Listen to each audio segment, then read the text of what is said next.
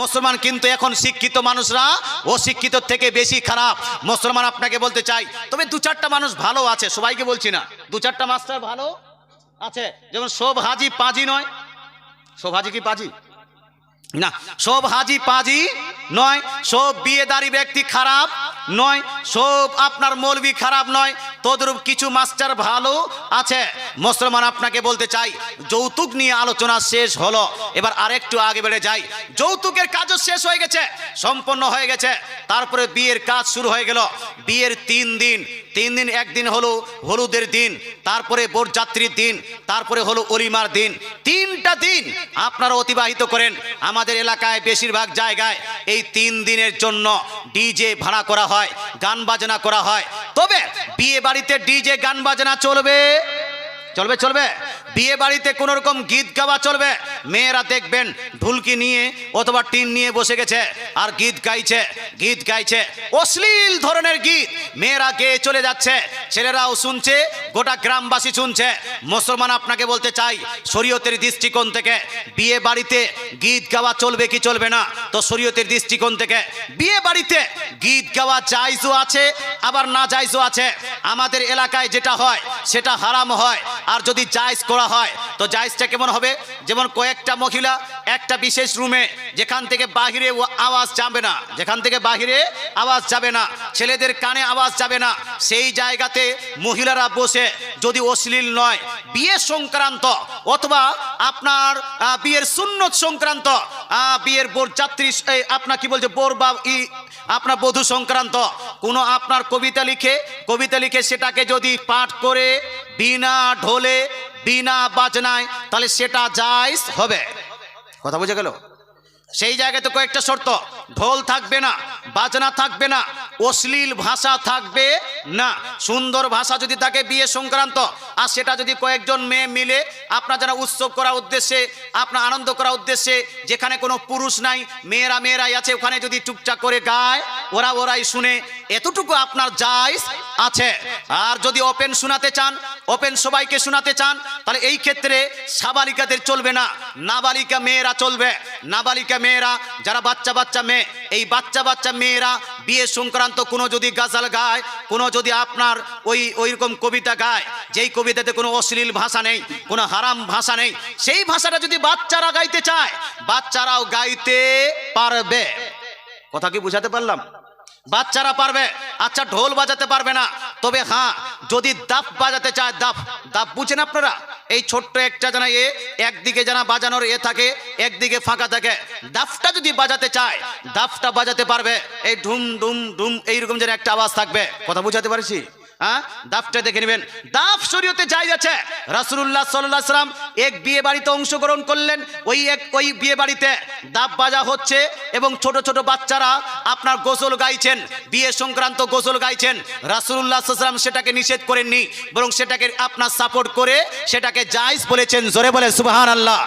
তো দাফটা চলবে, তবে ঢোল বাজা চলবে ভাই, ডিজেটা চলবে, গান বাজনা চলবে না। তো গীতের প্রসঙ্গে আলোচনা আপনি শুনলেন, কিন্তু আমাদের এলাকায় গীত তো এমন করা হয় না। কয়েকটা মেয়ে ঘাড়ের উপর আপনার হাত দিয়ে আপনার হিলছে, আর ওই সাঁওতাল আর পলিয়াদের মতো আপনার হিলছে আর গাইছে। মুসলমান এইরকম করে যে গীত গাওয়া হচ্ছে, এটা টোটালি হারাম। বোর যখন বাড়িতে পৌঁছে গেল, বোরের গাড়ি যখন পৌঁছে গেল, গাড়ি থেকে নামার জন্য সেখানেও গীত চালু, যখন মালা পরাবে সেখানেও গীত চালু। এইরকম যেই গীতগুলো করা হয়, এটা হলো হারাম হারাম হারাম, এটা চলবে না। তো জায়েজ যেটা সেটা বললাম, আর যেটা না জায়েজ সেটাও বললাম। মুসলমান এবার আসুন, এই বিয়ে বাড়িতে আর কি করা হয়। বিয়ে বাড়িতে অনেকগুলো জায়গাতে দেখা যায় কলার গাছ লাগিয়ে দিয়েছে বাড়ির সামনে, 2টা কলার গাছ লাগিয়ে দিয়েছে, অথবা আপনার ডালা সাজানো হয়েছে। ডালা বুঝেন আপনারা? ডালা বা থালা, ওই থালাতে আপনার পান থাকবে, দুবড়ি ঘাস থাকবে, একটা পাথর থাকবে, একটা সুপুরি থাকবে, আর কি রাখবে মুসলমান ওখানে, আর একটা জানা ওই পাথর রাখবে। পাথর রাখার পরে ওই পাথর দিয়ে ওই হলুদ পিষাপিষি করে হলুদ লাগানো হয়। এই যে থালা সাজানো হচ্ছে, থালাটা জায়েজ না জায়েজ? মুসলমান মুসলমান আপনাকে বলতে চাই, থালাতে যেগুলো আপনি রেখেছেন, ধানটা কেন রাখলেন, পানটা কেন রাখলেন, সুপুরিটা কেন রাখলেন, দুবুড়ি ঘাসটা কেন রাখলেন, ওই আখির নাকি বলছে ওটাকে কেন রাখলেন, এটা রাখার পিছনে কারণটা কি? বলছে হুজুর এমনিতে রেখেছি, কোনো কারণ নেই। আর কিছু মানুষের ধারণা আছে যে না হুজুর এগুলো রাখতে হবে, পান না রাখলে অমঙ্গল হবে, ধান না রাখলে অমঙ্গল হবে, ওই আপনার সুপুরি না রাখলে অমঙ্গল হবে। এইরকম কিছু মা ধারণা করে, কিছু বুড়িরা ধারণা করে, এই অমঙ্গলের ধারণা করে যদি ধান পান রাখেন এটা হলো হারাম। এটা কি হারাম। আর এমনিতেই যদি রাখেন, পান রাখলেন একটা, সুপুরি একটা রাখলেন, যে যদি বোর্ডটার যে পান খাবার ইচ্ছা করে তো সুপুরিটা নিয়ে পানটা খেয়ে নিবে। কথা বোঝা গেল ভাই? এই উদ্দেশ্যে যদি রাখেন যে বোরে যদি কোনো কাটা কাটা যায় তাহলে ডুবড়ি গোছটা চাপিয়ে যেন কাটায় লাগিয়ে দিবে। হ্যাঁ হয় না, আগে ঘাস ঘাস চাপিয়ে যেন কাটাতে লাগাতো না। এই উদ্দেশ্যে যদি করেন তাহলে ঠিক আছে। মুসলমান আমাদের দেশে এখনো অনেকগুলো বিয়েতে মুসলমান কি করে একটা করে হেরোকিন জ্বালানো হয়। হারকিন বুঝেন আপনারা? কুপি না হারকিন, কি বলেন? হারকিন এখনো জ্বালানো হয়। এখনো কিছু জায়গাতে হারকিন জ্বালাচ্ছে মুসলমান। এই লাইট আছে, সব কিছু আছে, তারপরে হারকিন জ্বালাবে, কুপি জ্বালাবে। মুসলমান যদি জিজ্ঞেস করা হয় কেন, বলছে অতটা জানি না, কিন্তু এই কুপি জ্বালাতে হয়, এটা না জ্বালালে ক্ষতি হবে। এই যে না জ্বালালে ক্ষতি হবে, এই ধারণা করাটা হলো হারাম।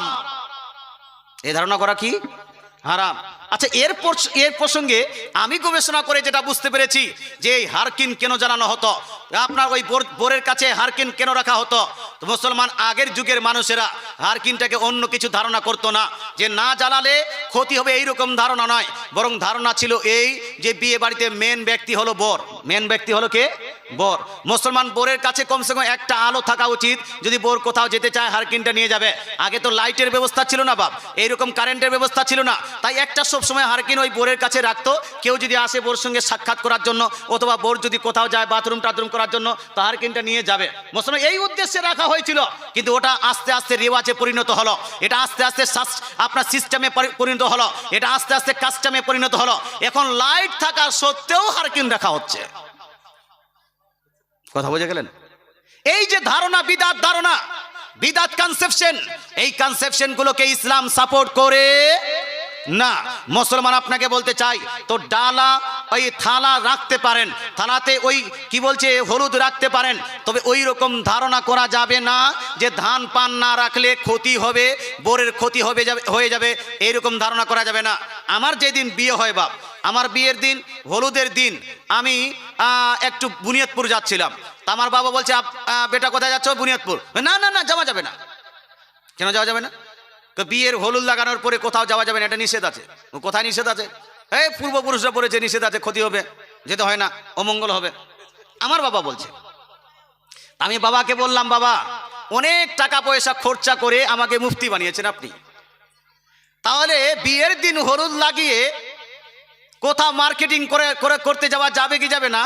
এই প্রসঙ্গটা তো আপনার থেকে আমার জানা বেশি উচিত নাকি? বেশি উচিত না? তো বলছে হ্যাঁ। তাহলে আমি যেতে পারি কি পারি না? ঠিক আছে, তাহলে তোমার যে ফতোয়া বলে যাও তো যাও। ঠিক আছে, বলতে চাই মুসলমান এইরকম ধারণা আছে। এই দিকেও ধারণা আছে কিনা জানি না, যে হলুদ লাগানোর পরে এইদিকে সেদিকে কোথাও ঘুরতে যাওয়া চলবে না। খবরদার, হুঁশিয়ার, এই ধারণা করা যাবে না। বরং 2 দিন আপনার থুবড়ার দিনে অথবা হলুদের দিনে হলুদ লাগালেন, তারপরে আপনি বরযাত্রী দিন দুপুর পর্যন্ত যে হলুদ লাগাবেন, এই যে হলুদ লাগা যে সময়টা, এই সময়টা হলুদ লাগানোর পরেও আপনার নামাজ যেন কাজা, নামাজ যেন কাজা না হয়। হলুদ লাগিয়ে নামাজ কাজা করা যাবে? বলছে হুজুর হলুদের অবস্থায় নামাজ কি পড়া যাবে? মুসলমান আপনাকে বলতে চাই, হলুদটা পাক না না পাক ভাই? বলুন না, হলুদ যদি শরীরে লাগা থাকে পাক না না পাক? হলুদের সঙ্গে কি থাকে? তেল, সরিষার তেল, এটা পাক না না পাক? তো সরিষার তেলও পাক, হলুদও পাক। এবার পাক জিনিস যদি লাগা থাকে তো উজু টুজু করে নামাজ পড়লে নামাজটা হবে না? হবে না? নামাজ হয়ে যাবে। তো এইরকম ধারণা কেন যে 2 দিন ধরে গোসল করব না, 2 দিন ধরে উজু করব না, 2 দিন ধরে নামাজি হলেও ও আর নামাজ পড়ছে না, এইরকম ধারণা করা যাবে না। আল্লাহ তাআলা আপনাকে বুঝার তৌফিক দান করুক। হলুদের কারণে যদি নামাজ ছুটে যায়, হলুদের কারণে যদি আপনার নামাজ পরিত্যাগ হয়ে যায়, তাহলে সেই রকম হলুদ লাগানো চলবে না। এটা হলুদ লাগা জায়েজই নয়। আচ্ছা, হলুদ লাগা কি জায়েজ আছে? হলুদ লাগা কি জায়েজ আছে? আচ্ছা, জানা আছে ভাই? জানা নাই? বলবো 100 টাকা করে দিন না, 6 জন মাত্র হয়েছে 100 করে। হ্যাঁ, পরে কখন আগামী বছর তো নামটা লিখে দেন যে হুজুর আমি আগে পরে দিব, নামটা লেখান। 1 ব্যাগ করে সিমেন্ট হবে না ভাই? হলুদ লাগানো জায়েজ কি জায়েজ নয়? আমি বলছিলাম যে বিয়ের সময় 99% আপনি হারাম কাজ করছেন। শুনে যান, এই শুনে যাওয়ার পরে আপনার এই এলাকার মধ্যে একটা মানুষও যদি এই বক্তৃতা মোতাবিক যদি আমল করে নেয়, আজকের জালসা সাকসেসফুল হয়ে যাবে। কথা বোঝা গেল? আর যদি কারো কোনো প্রশ্ন থাকে বা প্রশ্ন লিখে আপনি স্টেজে পাঠাতে পারেন। হবে না? 100 করে হবে না? একবার দরুদ শরীফ পড়ি, আল্লাহুম্মা।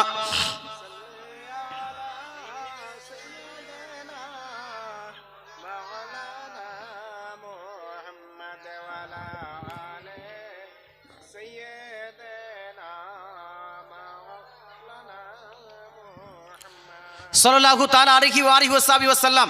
এবার দেখেন হলুদ লাগানো জায়েজ কি জায়েজ নয়। বুখারী, মুসলিম, তিরমিজি, নেসাই, আবু দাউদ, ইবনে মাজাহ প্রায় প্রত্যেকটা হাদিসের কিতাবে এই হাদিসটি লিপিবদ্ধ আছে। এই হাদিসের বর্ণনাকারী হলেন হযরত আনাস বিন মালিক রাদিয়াল্লাহু তাআলা আনহু। তিনি বলছেন, আন্না নবী সাল্লাল্লাহু আলাইহি ওয়াসাল্লাম রাআ আসরা সুফরাতি আলা আব্দুর রহমান ইবনে আউফ।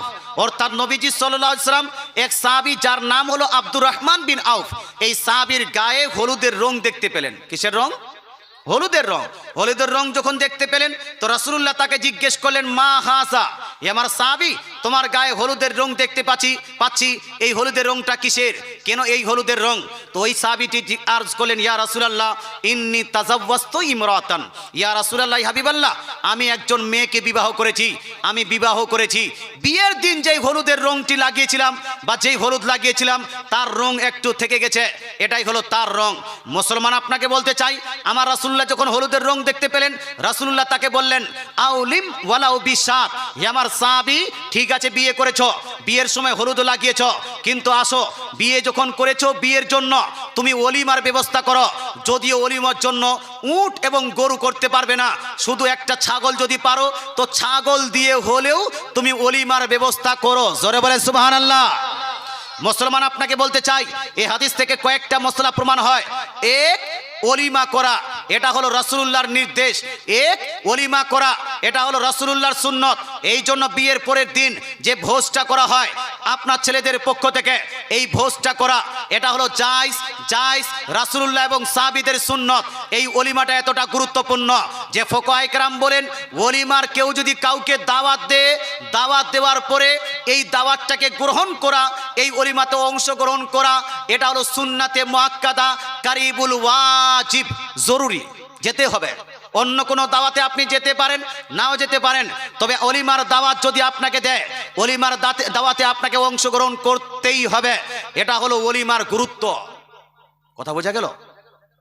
রাসূলুল্লাহ নিজেই বিবাহ করার পরে ওলিমা করেছেন। তবে হ্যাঁ, ওলিমা দাওয়াত গ্রহণ করা এটা সুন্নাতে মুআক্কাদা, আপনার কারিবুল ওয়াজিব তো হয়, তবে সেটা সেই সময় যেই সময় ওই বিয়েতে গান বাজনা করা হবে না, যেই সময় ওই বিয়েতে নাচ গান করা হবে না। বিয়েতে যদি নাচ গান করা হয়, গান বাজনা করা হয়, তাহলে সেই ওলিমাতে যাওয়া চলবে না। এখানে আবার নিষেধ আছে। কথা বোঝা গেল? আল্লাহ তাআলা বুঝার তৌফিক দান করুক। এই হাদিস থেকে আরেকটা জিনিস বোঝা গেল যে সাহাবায়ে কেরামের যুগে সাহাবায়ে কেরামও বিয়ের সময় হলুদ লাগিয়েছেন কি লাগাননি ভাই? হলুদ লাগিয়েছেন না? যদি না লাগাতেন তাহলে তার গায়ে হলুদের রং তো দেখা যেত না। হলুদ লাগিয়েছেন, রাসূলুল্লাহ হলুদকে সাপোর্ট করেছেন। সুতরাং বিয়ের সময় হলুদ লাগানো এটা হলো সুন্নতে সাহাবা। আপনি আপনার বিয়েতে হলুদ লাগাতে পারবেন, এটা জায়েজ আছে। তবে আমাদের এলাকায় যেই রকম জায়েজ আছে, সেই রকম প্রচলিত আছে, সেই রকম কিন্তু জায়েজ নয়। হলুদ যদি লাগাতে চান তাহলে হলুদ লাগানো জায়েজ আছে, কিন্তু কিভাবে? যদি একটা ছেলে হলুদ লাগাতে চায় বিয়ের সময়, তাহলে হলুদটা লাগাতে পারবে। আপনার হলুদ পিষে নিয়েছে, হলুদ পিষানোর পরে নিজের গায়ে নিজে লাগাচ্ছে, এটা হলো জায়েজ। নিজের গায়ে নিজে লাগাচ্ছে, এটা হলো জায়েজ। আর যদি সে বলে, হুজুর আমাকে নিজে লাগানো ইচ্ছা করছে না, বিয়ের দিন, উৎসবের দিন আনন্দ লাগতো, ভালো লাগতো যদি অন্য কেউ লাগিয়ে দিত, তাহলে অন্যর কাছে আপনি নিতে পারেন। তবে কার কাছ থেকে? আপনার মাকে বলবেন আম্মা একটু গালে হলুদ লাগিয়ে দিন তো। মা যদি লাগিয়ে দেয় জায়েজ হবে। নিজের বাবা যদি লাগিয়ে দেয়, বাবা যদি লাগিয়ে দেয় জায়েজ হবে। নিজের বোন যদি লাগায়, নিজের ফুফা, নিজের ফুফি, নিজের মাসি, নিজের মামা, নিজের আপনার দাদা, নিজের দাদি, নিজের নানা, নিজের নানি, এরা যদি আপনার গায়ে হলুদ লাগিয়ে দেয় এটা আপনার জায়েজ হবে। কিন্তু ভাই আপনি এদেরকে না নিয়ে যদি আপনি গোটা গ্রামের ভাবিদেরকে ডাকেন, গোটা গ্রামের যদি নানিদেরকে ডাকেন, গোটা গ্রামের যদি ফুফুদেরকে ডাকেন, গোটা গ্রামের মাসিদেরকে ডেকে আপনার গায়ে হলুদ লাগানো যদি চালু করেন এটা জায়েজ না না জায়েজ? এটা জায়েজ হবে না। আমাদের দেশে তাই হয়। আপনার ছেলের মা প্রথম দিনে গোটা গ্রামে দাওয়াত দিয়ে এসেছে, বুবুরে কালকে আমার ছেলের হলুদের দিন, তোমরা যাবি আর ওখানে খাওয়া দাওয়া করে ছেলের গায়ে একটু হলুদ লাগিয়ে আসবি। মুসলমান এরকম করে গোটা গ্রামের ভাবিদেরকে, গোটা গ্রামের নানিদেরকে দাওয়াত দিয়ে এসেছে। এই যে দাওয়াত দেওয়া, দাওয়াতটা আপনি খাওয়ার জন্য দিতে পারেন, খাবারের জন্য দিতে পারেন, হলুদের খাওয়াটা জায়েজ আছে। এই ক্ষেত্রে গ্রামের ভাবিরা, গ্রামের ফুফুরা এসে হলুদের আপনার খাবারটা খাবে, তবে গায়ে হলুদ দিতে পারবে না। জোরে বলেন না ভাই। ওই এতগুলো আমল করা যায় নাকি? এতগুলো মানা যায় নাকি? আজকেই মরেন তারপর বুঝতে পারবেন হুজুর মানলেই ভালো ছিল। হ্যাঁ, মরার আগে শুধরেবেন না বাপ। আর যারা শুধরবে তারা হলো পাক্কা ইমানদার, পাক্কা মুসলমান। জোরে বলেন সুবহানাল্লাহ। অনেক জায়গায় এইগুলো সব উঠে গেছে বাপ। মুসলমান আপনাকে বলতে চাই, এটা হলো ছেলের পক্ষে কথা বললাম। আর মেয়েকে যদি হলুদ লাগাতে চান, মেয়ের জন্য আরো খাতারনাক। মুসলমান মেয়েকে যদি হলুদ লাগাতে হয়, মেয়েরা যদি হলুদ লাগাতে চায় বিয়ের সময়, তো সর্বপ্রথম তার জায়গাটা, হলুদ লাগানোর জায়গাটাকে পর্দা করতে হবে। নিজের ঘরের ভিতরে আপনার হলুদ লাগাবে, অথবা যেখানে